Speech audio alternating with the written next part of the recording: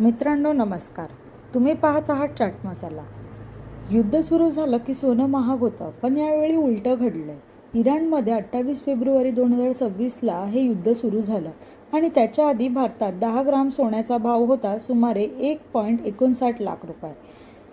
पण फक्त 22 दिवसात तो घसरून जवळपास 1.47 लाखांवर आला, म्हणजे तब्बल 8% घसरण.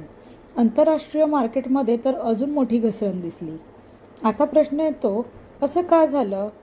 पहिलं कारण म्हणजे डॉलर मजबूत झालाय, त्यामुळे लोक सोन्याऐवजी डॉलरमध्ये गुंतवणूक करतात. दुसरं म्हणजे व्याजदर आणि इतर गुंतवणूक पर्याय जास्त आकर्षक झालेत.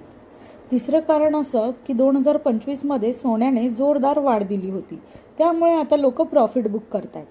आणि चौथं म्हणजे सोनं महाग झाल्यामुळे लोकांनी खरेदी कमी केली आहे, अगदी 70-75% पण खरी गोष्ट अजून पुढे आहे.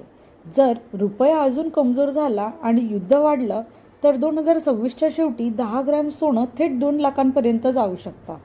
म्हणून एक्सपर्ट सांगतात की घाबरून एकदम पैसे टाकू नका, थोडं थोडं इन्व्हेस्ट करा आणि मार्केट पाहत राहा.